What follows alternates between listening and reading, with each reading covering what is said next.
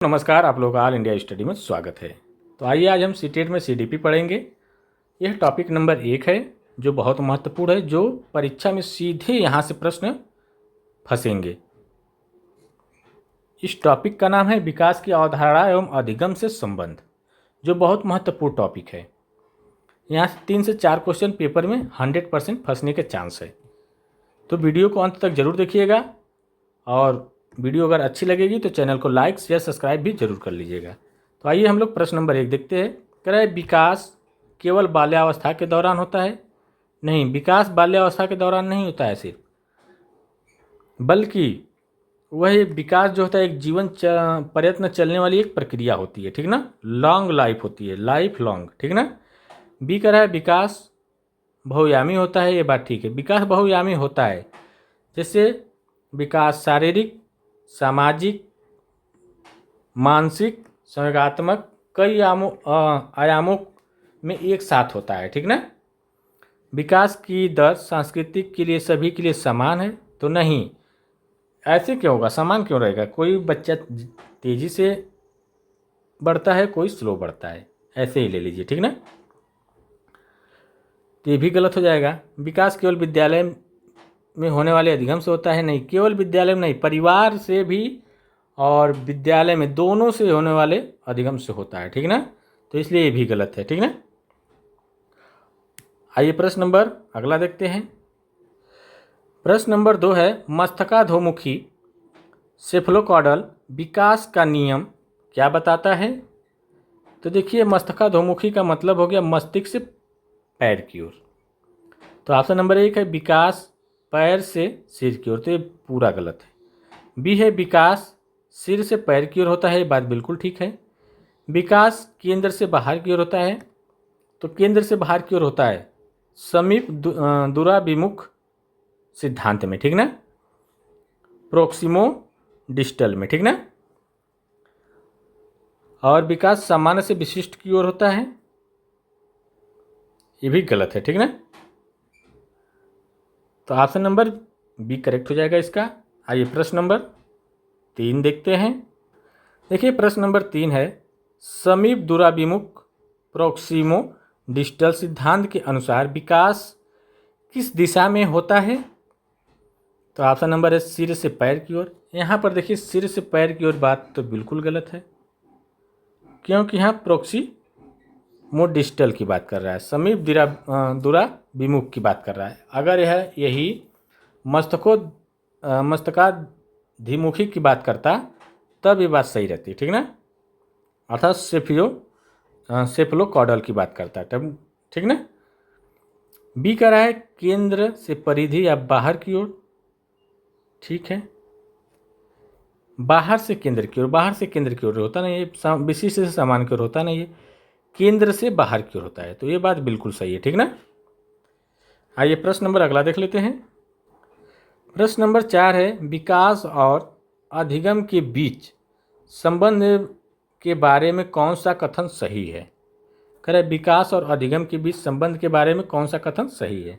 तो option number 1 है विकास और अधिगम एक दूसरे से स्वतंत्र है। नहीं, गलत। कह रहा है अधिगम विकास की दर से बहुत आगे निकल जाता है, गलत बात है। विकास और अधिगम एक जटिल तरीके से अंतः संबंधित है, ठीक है, ये बात बिल्कुल ठीक है, ठीक ना।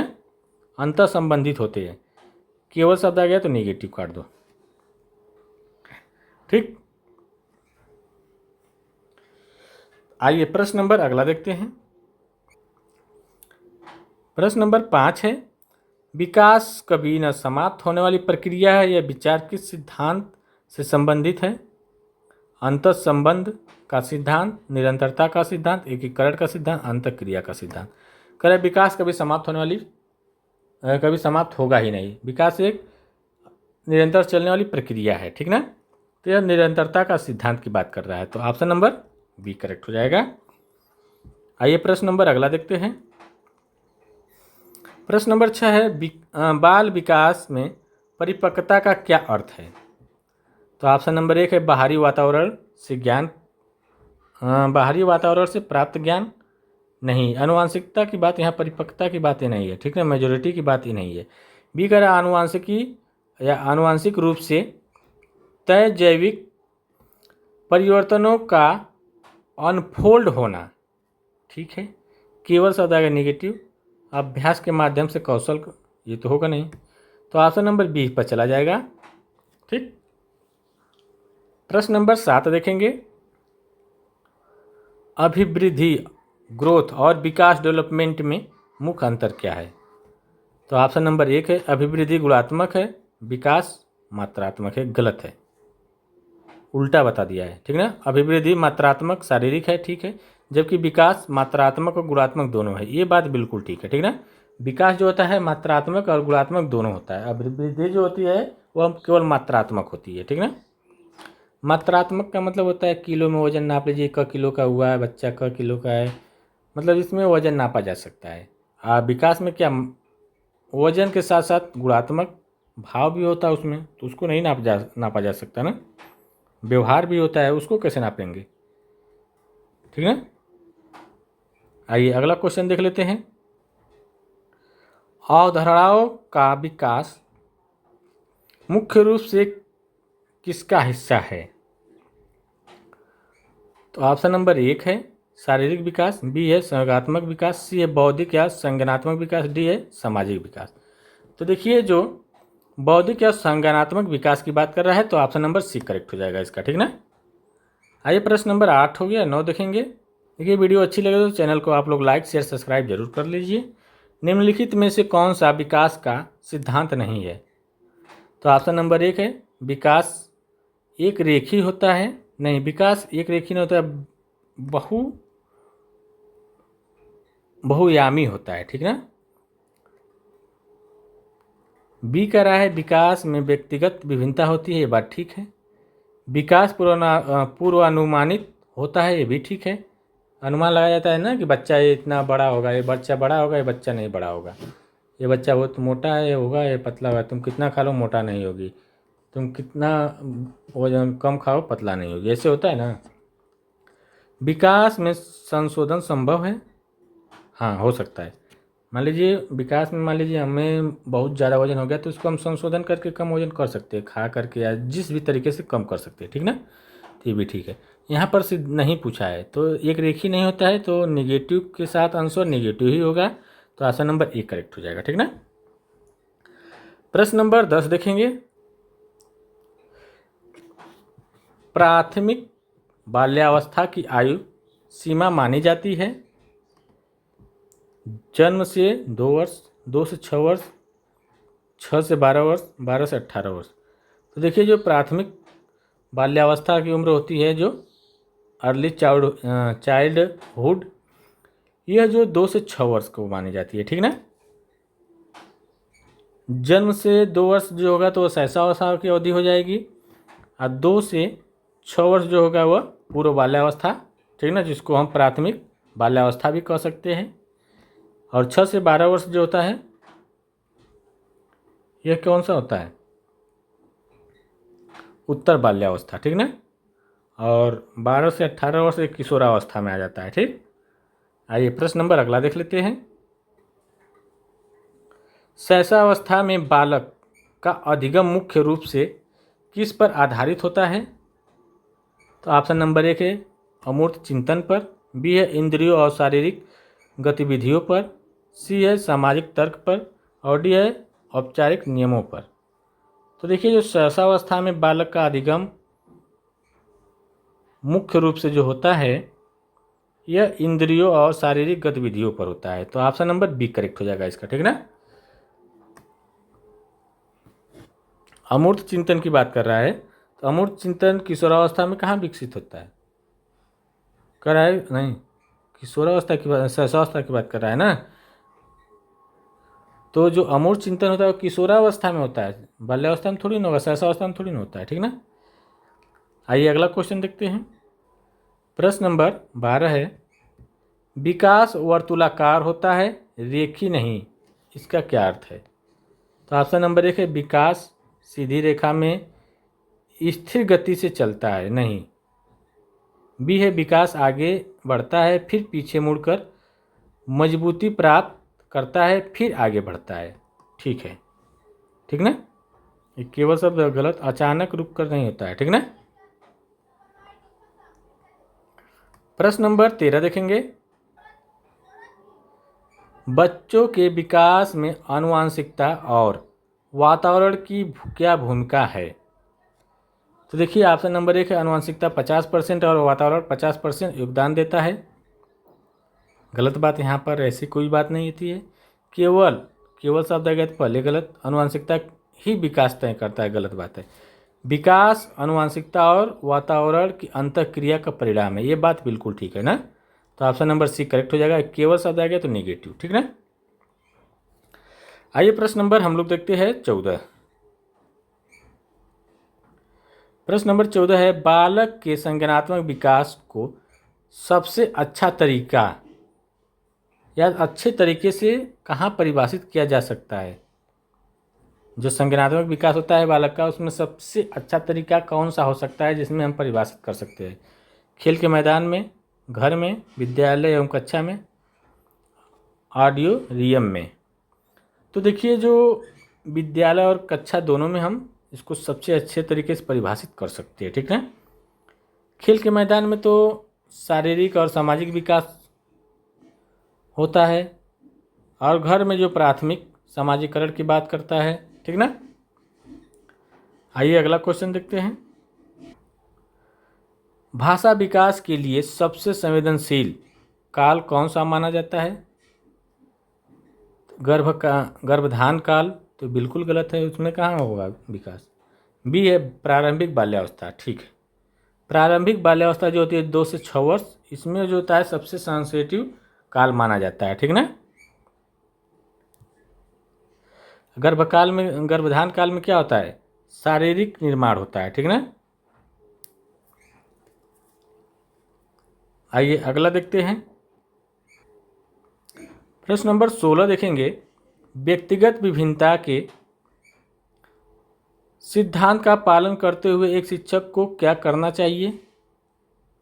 तो ऑप्शन नंबर ए है सभी बच्चों के लिए एक समान शिक्षण विधि का उपयोग करना चाहिए। बी है बच्चों को अनेक या उनके अंकों के आधार पर नामांकित करना चाहिए। सी कह रहा है विविध शिक्षण शास्त्रीय पद्धतियों और अवसरों का प्रयोग करना चाहिए। तो देखिए इसका जो सही जवाब क्या हो जाएगा? विविध शिक्षण शास्त्रीय पद्धतियों और अवसरों का प्रयोग करना चाहिए। तो ऑप्शन नंबर इसका सी करेक्ट हो जाएगा, ठीक ना। आइए प्रश्न नंबर 17 देखेंगे। विकास का कौन सा पहलू शारीरिक आकार, भार और अनुपात में परिवर्तन से संबंधित है? गुणात्मक परिवर्तन, अभिवृद्धि, संयोगात्मक परिपक्वता, सामाजिक विकास। कह रहा है विकास का कौन सा पहलू जो शारीरिक आकार, भार और अनुपात में परिवर्तन से संबंधित है? तो देखिए जो होगा ऑप्शन नंबर 1 है गुणात्मक परिवर्तन। यहाँ पर भार की बात हो रही है, ठीक ना, ये भी ध्यान दीजिए। भार की बात हो रही है, आकार की बात हो रही है, यहाँ भाव और व्यवहारात्मक बात नहीं हो रही है, तो इसलिए गुणात्मक परिवर्तन होगा नहीं। अभिवृद्धि, देखिए अभिवृद्धि में ग्रोथ में ही हम बताए हैं मात्रात्मक परिवर्तन होता है, मात्रात्मक ही अभिवृद्धि होती है, तो जिसमें वजन की बात होती है, भार की बात होती है, आकार की बात होती है, ठीक ना। तो इसलिए ऑप्शन नंबर बी करेक्ट हो जाएगा। आइए प्रश्न नंबर 18 देखेंगे। बाल विकास में समेकित या एकीकरण का सिद्धांत क्या दर्शाता है?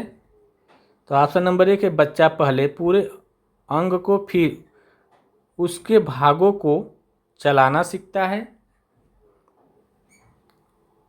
बी है यहाँ केवल शब्द है, विकास केवल, तो ये पहले गलत हो गया।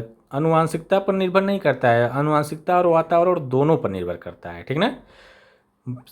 सी कह रहा है सभी बच्चे में विकास दर समान होती है, नहीं समान नहीं होती है, कोई बच्चा तेजी से बढ़ता है, कोई धीरे बढ़ता है। विकास अचानक होने वाला परिवर्तन है, अचानक नहीं विकास होता है, ठीक ना। तो ऑप्शन नंबर 1 करेक्ट हो जाएगा, ठीक। एकीकरण का जो सिद्धांत ये कहता है बच्चा पहले पूरे अंग को हिलाता है, फिर उसके भागों को चलना या या चलाता है या सीखता है, ठीक ना। आइए प्रश्न नंबर अगला देख लेते हैं। किशोरावस्था में तनाव, तूफान और विरोध की अवस्था किसने कहा है? किशोरावस्था को, ठीक ना। तो देखिए किशोरावस्था को जो तनाव और तूफान विरोध की अवस्था जो कहने वाला मनोवैज्ञानिक है वह स्टेनली हॉल है, ठीक ना। तो इसका सही जवाब हो जाएगा स्टेनली हॉल। जीन पियाजे संज्ञानात्मक विकास का सिद्धांत दिए हैं, ठीक ना। थर्नडाइक प्रयास एवं त्रुटि का सिद्धांत दिए हैं, ठीक। आइए अगला क्वेश्चन देख लेते हैं। प्रश्न नंबर 20 है, निम्नलिखित में से कौन सा अधिगम का एक लक्षण नहीं है? तो ऑप्शन नंबर 1 है अधिगम व्यवहार में अपेक्षाकृत अस्थायी परिवर्तन है। बी है अधिगम अनुभव और अभ्यास का परिणाम है। सी है केवल, केवल शब्द आ गया तो पहले गलत, अधिगम एक उद्देश्यपूर्ण प्रक्रिया है। तो ये बात तो ठीक है, अधिगम व्यवहार में अपेक्षाकृत अस्थायी परिवर्तन है, ठीक है, ये भी ठीक है। अधिगम अनुभव और अभ्यास का परिणाम है, ये भी ठीक है। लेकिन यहाँ पर ये वाला गलत है, ठीक ना, सी वाला। और ऑप्शन में नकारात्मक पूछा है, तो जब प्रश्न नकारात्मक होगा तो उत्तर भी नकारात्मक ही होगा, ठीक ना। आइए प्रश्न नंबर 21 देखेंगे। देखिए वीडियो अच्छी लग रही है तो आप लोग चैनल को लाइक शेयर सब्सक्राइब जरूर कर लीजिए। बाल विकास के अध्ययन का मुख्य उद्देश्य क्या है? तो ऑप्शन नंबर 1 है बालकों के विकास की विभिन्न अवस्थाओं को समझना। बी है बालकों की व्यक्तिगत विभिन्नताओं का पता लगाना। सी है बालकों के लिए अनुकूलतम शिक्षण विधियों का चयन करना, उपरोक्त सभी। तो कह रहा है बाल विकास के अध्ययन को मुख्य उद्देश्य क्या है? तो बालकों के विकास की विभिन्न अवस्थाओं को समझना, ये बात तो ठीक है। बालकों की व्यक्तिगत विभिन्नताओं का पता लगाना, ये भी ठीक है। बालकों के लिए अनुकूलतम शिक्षण विधियों का चयन करना, ये भी ठीक है। तो ऑप्शन नंबर इसका डी चला जाएगा, ठीक ना। आइए प्रश्न नंबर 22 देखेंगे। उससे पहले आप लोग वीडियो का चैनल को लाइक या सब्सक्राइब नहीं किए तो ज़रूर कर लीजिए। आपका एक मोटिवेशनल हमें बहुत मोटिव देता है, ठीक ना, दिल खुश कर देता है आपका एक सब्सक्राइब और एक लाइक। विकास की प्रक्रिया में स्थिरता का समय कब आता है? तो ऑप्शन नंबर 1 है जब विकास का पठार बनता है। स्थिरता का समय करा है, तो ये बात गलत, प्लेटिव क्यों बनेगा भाई। बी है जब अभिवृद्धि अपनी उच्चतम सीमा छू लेती है। सी है विकास में कभी पूर्ण स्थिरता नहीं आती, केवल गति धीमी या तीव्र होती। डी है बाल्यकाल में या बाल्यकाल के मध्य में, ठीक ना। तो स्थिरता की बात है तो यहाँ पर हो जाएगा विकास में कभी पूर्ण स्थिरता नहीं आती है, कभी कम होगी कभी ज़्यादा होगी, ठीक ना। तो इसलिए ऑप्शन नंबर सी करेक्ट हो जाएगा। प्रश्न नंबर 23 देखेंगे। अधिगम और परिपक्वता में मुख्य अंतर क्या है? तो ऑप्शन नंबर 1 है परिपक्वता एक जन्मजात प्रक्रिया है जबकि अधिगम अर्जित प्रक्रिया है। बी है अधिगम स्वाभाविक है, परिपक्वता के लिए प्रयास चाहिए। सी कह रहा है परिपक्वता जीवन भर चलती है, अधिगम रुक जाता है। अधिगम कहाँ रुकता है जी, अधिगम तो जीवन प्रयत्न चलने वाली प्रक्रिया होती है, दोनों में कोई अंतर नहीं, गलत। परिपक्वता जन्मजात प्रक्रिया है, ठीक ना, जबकि अधिगम अर्जित प्रक्रिया है। अधिगम अर्जित प्रक्रिया है, ठीक ना, तो ये बात ठीक है। तो ऑप्शन नंबर ए करेक्ट हो जाएगा। आइए प्रश्न नंबर अगला देख लेते हैं। उत्तर बाल्यावस्था की प्रमुख विशेषता क्या है? तो ऑप्शन नंबर 1 है समवयस्क समूह का सक्रिय सदस्य बनाना। बी है पूरी तरह माता पिता पर निर्भर रहना। सी अमूर्त विचारों का निर्माण और डी है एकांत में रहना। तो देखिए उत्तर बाल्यावस्था में क्या होता है कि समवयस्क समूह का एक सक्रिय सदस्य बनता है, पीयर ग्रुप बनाते हैं सब बच्चे, ठीक ना, जो 6 से 12 वर्ष की उम्र होती है, ठीक। आइए प्रश्न नंबर 25 देखते हैं। क्या अधिगम के बिना विकास संभव है? तो ऑप्शन नंबर हाँ पूरी तरह से गलत बात, ऐसा है क्या? तो ये गलत है। बी है नहीं, क्योंकि अधिगम विकास को दिशा और गुणवत्ता प्रदान करता है, ये तो ठीक है। केवल शारीरिक विकास संभव है, अधिगम के बिना शारीरिक विकास संभव है, बात तो ठीक है। अधिगम अगर हम कुछ नहीं पढ़ रहे तो लेकिन शारीरिक का तो विकास बढ़ेगा ही ना, लेकिन संपूर्ण सामाजिक संज्ञान विकास नहीं, ये बात भी ठीक है। ठीक, और डी कराए बी और सी दोनों, तो ये दोनों बात ठीक है, तो ऑप्शन नंबर डी चला जाएगा। ठीक ना। प्रश्न नंबर 26 देखेंगे।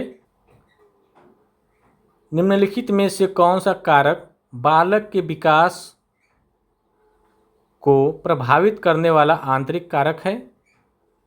अनुवांशिक गुण, बुद्धिमत्ता, अंतःस्रावी ग्रंथियाँ, ये सभी।